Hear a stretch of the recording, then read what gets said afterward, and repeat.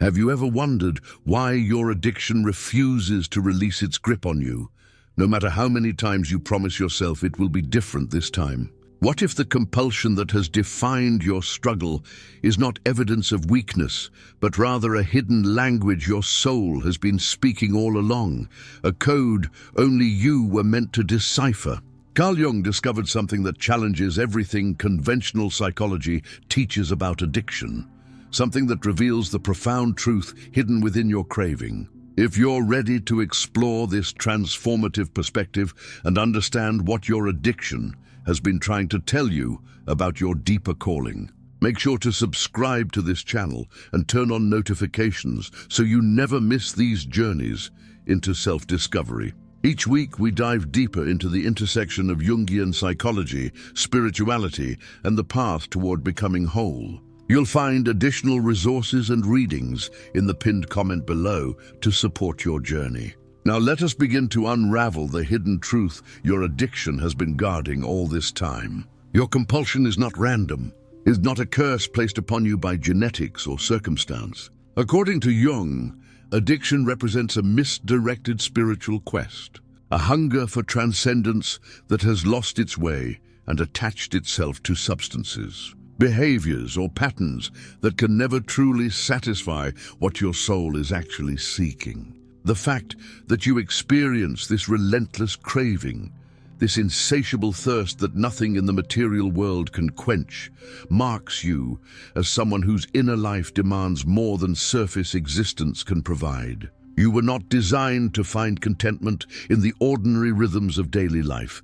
because something within you remembers a connection to the numinous, to the sacred dimension of existence that most people never consciously encounter. Your addiction is the distorted echo of that memory, a desperate attempt to return to a state of wholeness you have somehow lost. Jung understood that the psyche always moves toward integration, toward the union of conscious and unconscious elements into a complete self. When this natural movement is blocked, when the conscious mind refuses to acknowledge the deeper currents flowing beneath everyday awareness, those unconscious forces find other channels through which to express themselves. Addiction becomes one such channel.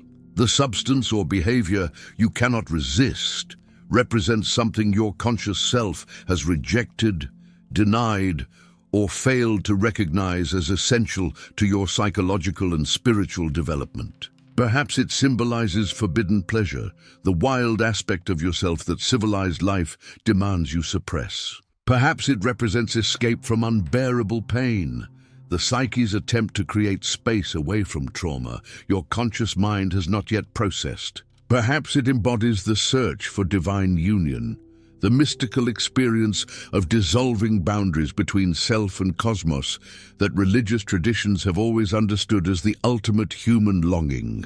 Whatever your particular addiction symbolizes, it carries information about the specific work your soul needs you to undertake. The intensity of your craving corresponds directly to the urgency of that unmet psychological need. This is why willpower alone cannot overcome addiction. You are not simply trying to resist a bad habit. You are attempting to suppress a fundamental message from your own depths, and the unconscious will not be silenced by conscious determination. It will continue sending the message with increasing intensity until you finally stop trying to eliminate the symptom and start listening to what the symptom is trying to tell you. Jung saw this pattern repeatedly in his clinical work. Patients would struggle for years against their compulsions, treating them as enemies to be defeated, only to discover that the compulsion itself was the doorway to their healing. The moment they stopped fighting and started asking what the addiction wanted from them, what part of their soul was crying out through this destructive pattern, the nature of their struggle transformed. The addiction did not necessarily vanish immediately, but its grip loosened because the psychic energy fueling it was finally being directed toward its true purpose. This is the hidden truth your addiction reveals. You are not broken. You are not morally deficient. You are not weaker than other people who do not share your struggle. You are someone whose soul is demanding integration, whose psyche will not allow you to remain fragmented. whose inner life is powerful enough to disrupt your outer life until you pay attention to what needs to be made conscious. The suffering addiction causes is real and devastating, but it is not meaningless. It is the birth pang of a new consciousness trying to emerge within you, a more complete version of yourself that can only come into being once you understand what your compulsion has been protecting, expressing, or seeking. Consider the specific nature of your addiction, because each type carries its own symbolic meaning within the Jungian framework. If you are addicted to alcohol, you are seeking spirit, literally trying to consume the spiritual essence you feel disconnected from in your ordinary life. Alcohol is called spirits for a reason that goes beyond simple etymology. Throughout human history, intoxication has been associated with religious experience, with the dissolution of ego boundaries that allows temporary union with something greater than individual consciousness. Your alcoholism may be a distorted attempt to achieve what mystics achieve through meditation, prayer, or ecstatic practice. The difference is that chemical intoxication provides only a brief and ultimately destructive simulation of genuine spiritual experience, leaving you more fragmented rather than more whole.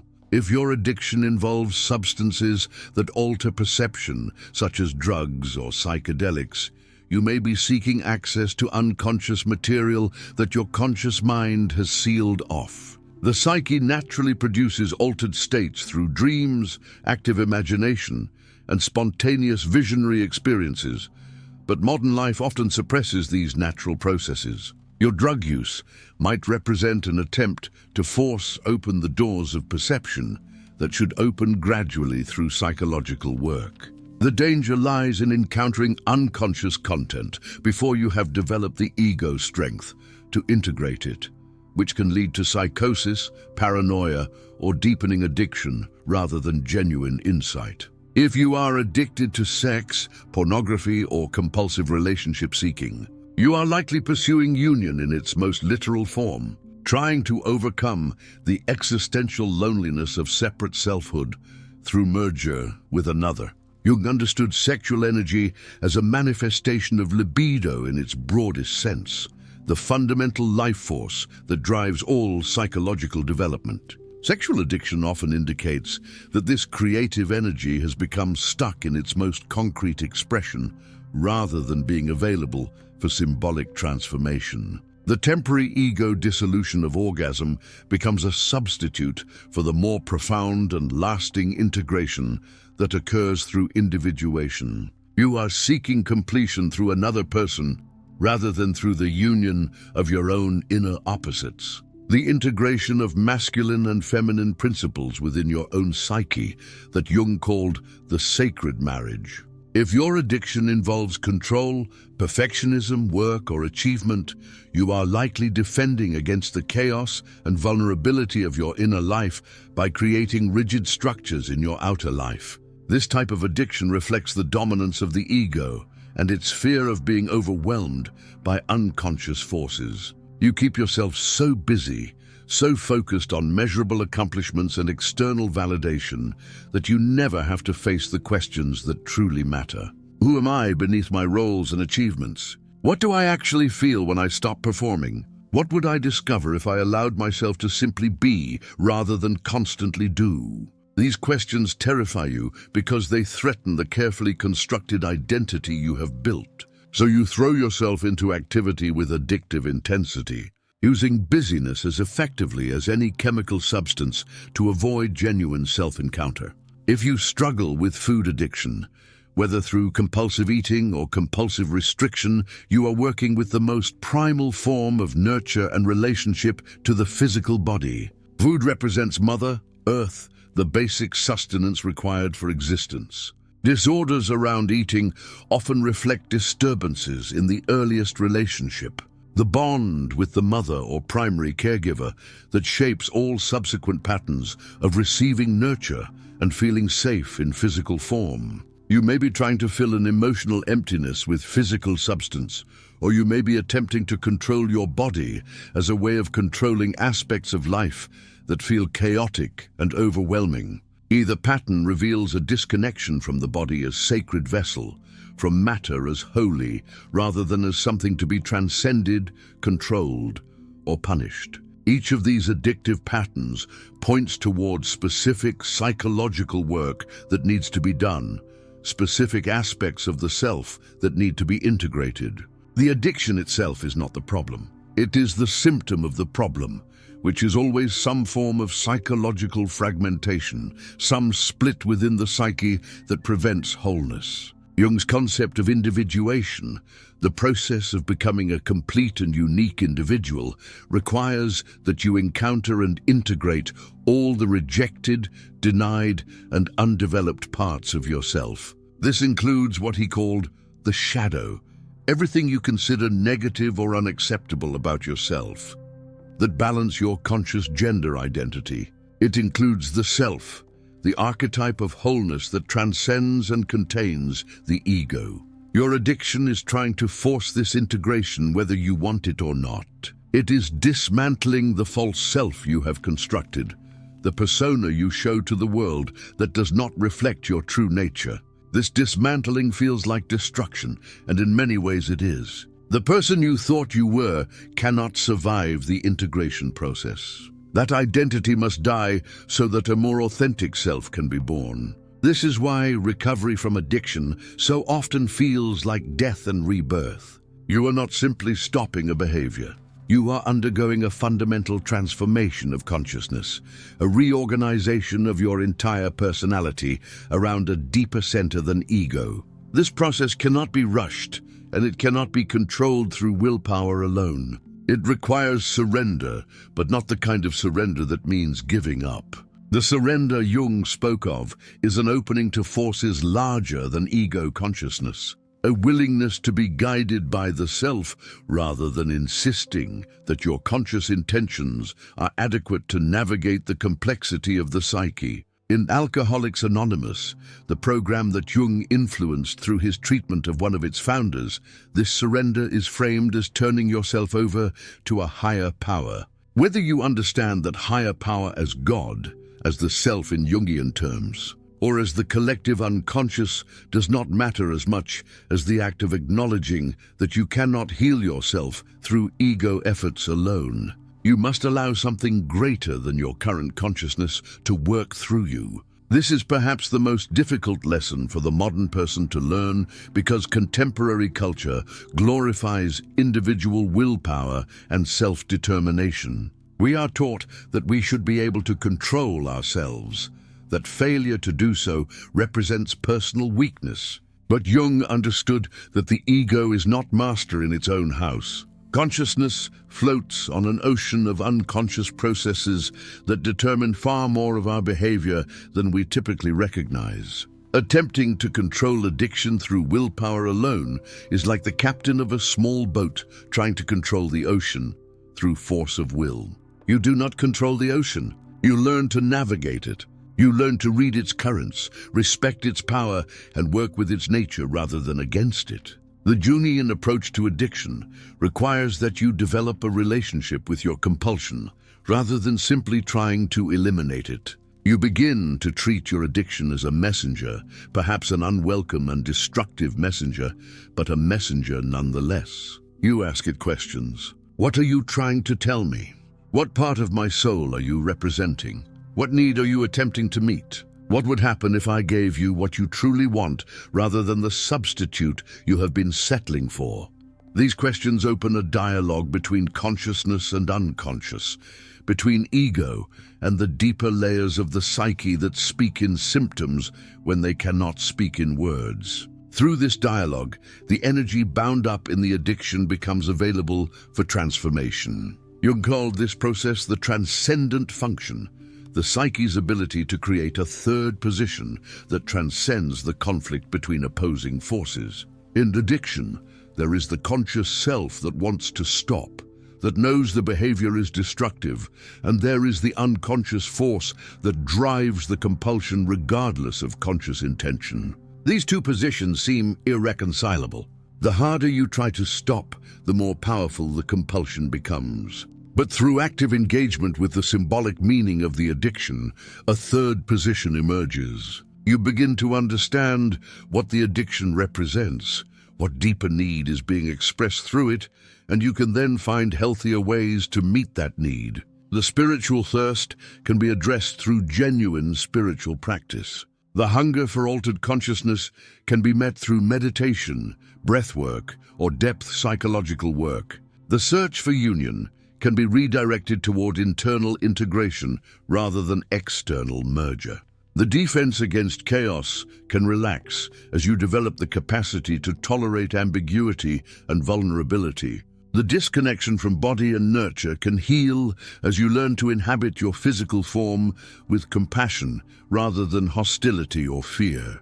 This transformation does not happen quickly, and it does not happen smoothly. The individuation process that addiction initiates is typically a long journey marked by setbacks, relapses, and periods of profound darkness. Jung himself went through a period of intense psychological crisis that lasted several years, during which he deliberately descended into his unconscious to encounter the figures and forces dwelling there. He called this his confrontation with the unconscious, and it became the foundation for all his subsequent work. He emerged from that darkness with a map of the psyche that has helped countless others navigate their own descents. You are being called to make a similar descent, not because you chose it, but because your soul has chosen it for you. Your addiction is the hook that pulls you down into depths you would never voluntarily explore. In those depths, you will encounter everything you have been running from.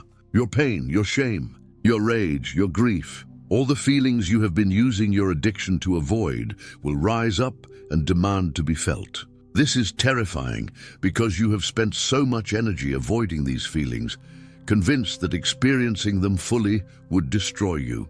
But this is the paradox of psychological healing. The things we refuse to feel continue to control us. The things we turn toward and fully experience lose their power over us. The descent into your underworld is not punishment. It is initiation. In ancient mystery traditions, initiates were required to undergo symbolic death before they could be reborn into fuller consciousness. They were taken into caves, sealed in tombs, subjected to terrifying ordeals that pushed them beyond the boundaries of ordinary consciousness. These rituals recognized that genuine transformation requires the death of the old self. Your addiction is your initiation. Every time you fall, every time you break your promises to yourself and others, every time you wake up in the aftermath of your compulsion, filled with self-loathing and despair, you are being stripped of your illusions. You are being forced to see yourself as you actually are, rather than as you pretend to be. This brutal honesty is the beginning of wisdom. Most people never achieve it because they are never forced into such complete self-confrontation. They maintain their comfortable illusions, their persona intact, their shadow projected onto others. But you do not have that luxury. Your addiction has burned away the false layers until you stand naked before the truth of your own nature. In this nakedness, there is terrible suffering, but there is also the possibility of genuine transformation. Once you stop running from what you see, once you stop trying to rebuild the false self that addiction keeps tearing down, you can begin to build something new. Not a persona designed to please others or fit social expectations, but an authentic self that emerges from the integration of all your contradictions. This authentic self includes your darkness as well as your light. It acknowledges your capacity for destruction as well as creation. It embraces your wounds as sources of wisdom rather than shame. Jung understood that wholeness does not mean perfection. It means completion, the integration of all aspects of self into a unified being that is paradoxically both individual and connected to something universal. The self that emerges through individuation is both entirely unique and a manifestation of archetypal patterns that transcend personal history. You become most truly yourself by connecting to what is most universal in human experience. Your addiction, despite its personal details and specific circumstances, connects you to a pattern of suffering and transformation that humans have enacted since consciousness emerged. The alcoholic, the addict, the one who cannot control their appetites, has appeared in every culture, in every era. Ancient myths are filled with figures who descended into darkness, who were torn apart, who died and were reborn. Dionysus, god of wine and ecstasy, was torn to pieces and reassembled. Osiris was dismembered and scattered, then gathered and resurrected. Inanna descended into the underworld where she was killed and hung on a hook for 3 days before being restored to life. These are not just stories. They are maps of psychological processes, templates for the transformation that occurs when the ego is shattered and must be reconstituted around a deeper center. You are living out this archetypal pattern, whether you know it or not. Your addiction is tearing apart the false self so that the true self can emerge. The question is whether you will remain unconscious of this process, experiencing it only as meaningless suffering, or whether you will bring consciousness to it and participate actively in your own transformation. Consciousness does not eliminate the suffering, but it gives the suffering meaning. It transforms random pain into purposeful ordeal.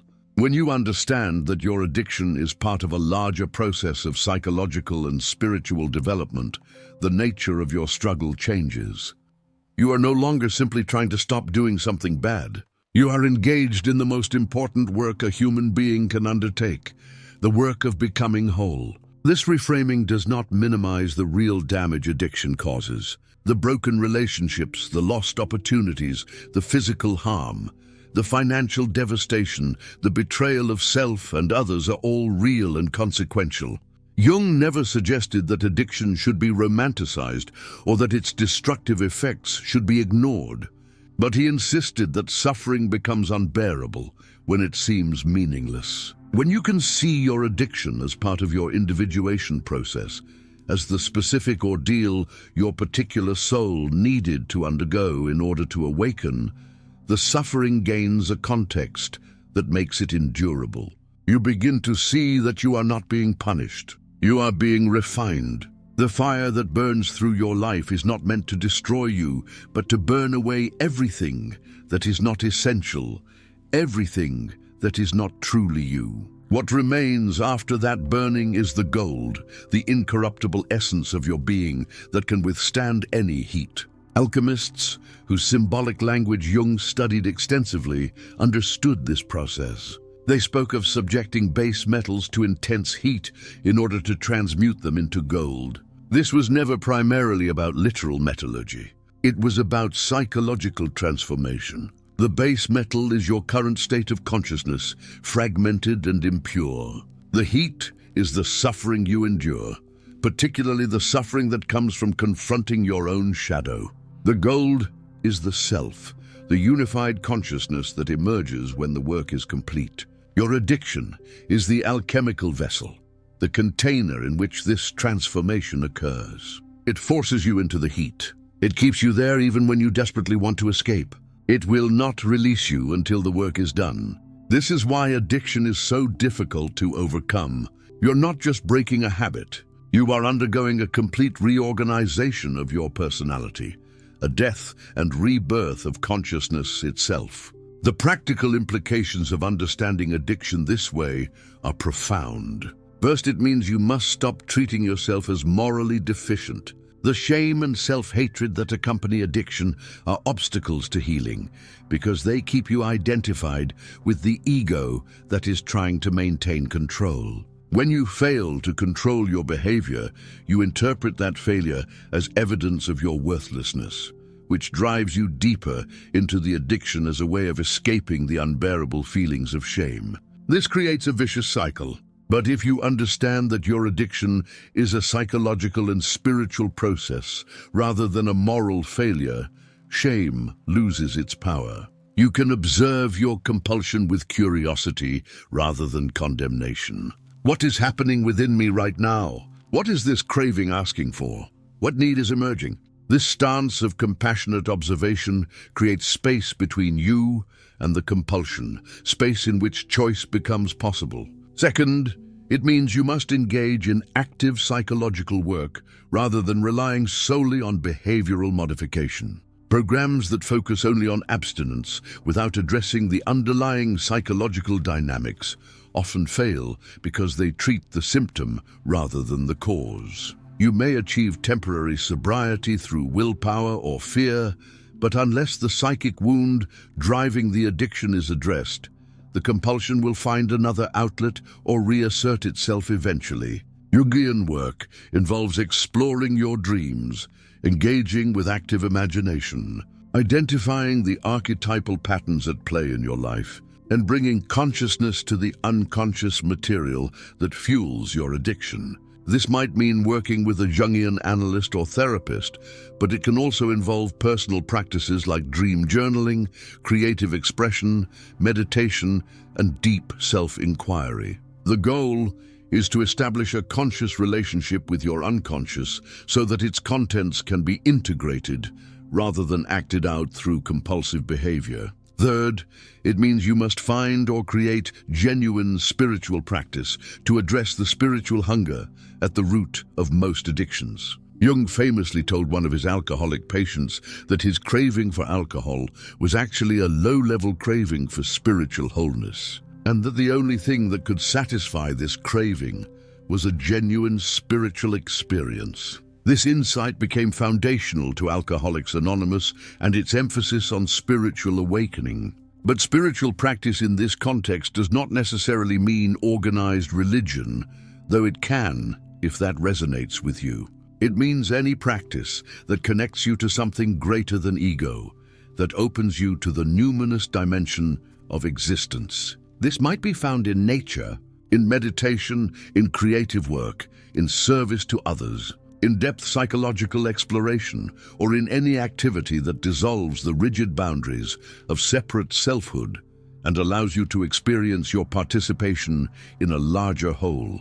Your addiction has been trying to give you this experience through chemical or behavioral means. The work is to find ways to access that experience through means that build you up rather than tear you down. Fourth, it means you must develop compassion for yourself as someone undergoing an initiation rather than as someone failing to meet expectations. The journey through addiction to integration is not linear. You will fall many times. Each fall teaches you something. Each relapse reveals another layer of the work that needs to be done. If you treat each setback as failure, you remain trapped in the ego's need to succeed and maintain control. But if you treat each setback as information, as your psyche's way of showing you what still needs attention, you can learn from it and move forward. This does not mean enabling destructive behavior or pretending that consequences do not matter. It means approaching yourself with the same compassionate curiosity you would bring to a sacred text you are trying to understand. What is this teaching me? What am I being shown? The path forward becomes clearer not through harsh self-judgment, but through honest self-examination. Finally, understanding addiction as a call to individuation means recognizing that you are not trying to become someone else. You are not trying to become normal or to fit yourself into a conventional life that never felt right to begin with. You are trying to become more fully yourself, which means integrating all the wild, dark, unacceptable parts of your nature that your addiction has been expressing in distorted form. The energy currently bound up in your compulsion is your energy.